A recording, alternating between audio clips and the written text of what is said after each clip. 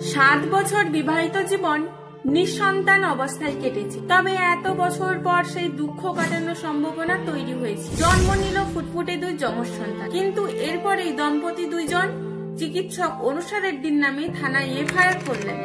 ঘটনাটি ঘটে 2023 সালে মে মাসে তেলেঙ্গানার রাঙ্গারেড্ডি জেলার এলিমিনেন্দু গ্রামের বাসিন্দা বাট্টি পরিবারে। 7 বছর আগে বিয়ে হয় ওই দম্পতির, তবে এতদিনে কোনো সন্তান হয়নি।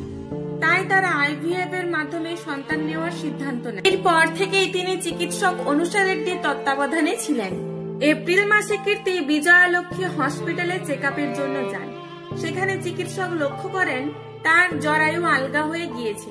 তিনি সেলাই করে মুখ বন্ধ করে দেন, পাশাপাশি বিশ্রামের পরামর্শ দিয়ে বাড়িতে পাঠিয়ে দেন। চেকআপের প্রায় 1 মাস পর রবিবার ভোর 4টের দিকে কীর্তি প্রচন্ড প্রসব বেদনা অনুভব করেন এবং তাকে বিজয়ালক্ষ্মী হসপিটালে নিয়ে যাওয়া হয়। এরপরেই ঘটে সেই ভয়ঙ্কর ঘটনা। কীর্তিকে হসপিটালে নিয়ে যাওয়ার পর জানা যায় যে চিকিৎসক অনুষা রেড্ডি সেই সময় হসপিটালে উপস্থিত ছিলেন না। তিনি ভিডিও ও অডিও কলের মাধ্যমে নার্সদের ইনজেকশন দেওয়া সহ আরো বেশ কয়েকটি চিকিৎসা পদ্ধতি সম্পাদনের নির্দেশ দেন। ব্যথা উপশমের জন্য কীর্তিকে ইনজেকশন দেওয়া হয়। তখনই তার জরায়ুর মুখের সেলাই কেটে যায়।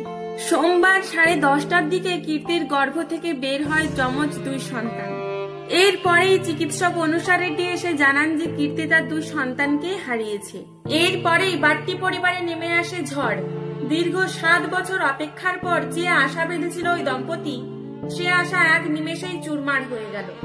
তারপরেই বাট্টি পরিবার পুলিশ স্টেশনে গিয়ে চিকিৎসা গাফিলতি জনিত এফআইআর দায়ের করেছে। আচ্ছা, একবার ভেবে দেখুন তো, আমরা ভগবানের পর যদি কারো স্থান দিই, তিনি হলেন ডক্টর বা চিকিৎসক। কিন্তু আমরা যদি চিকিৎসকের এমন অপেশাদারী মনের পরিচয় পাই, তাহলে কি আমরা চিকিৎসকের কাছে কোনো ভয় বা সংশয় ছাড়া যেতে পারবো? ভিডিওটি ভালো লাগলে লাইক, ফলো, সাবস্ক্রাইব ও সুন্দর একটা কমেন্ট করবেন, যাতে আমি পরবর্তী ভিডিও বানানোর ক্ষেত্রে অনুপ্রেরণা পাই।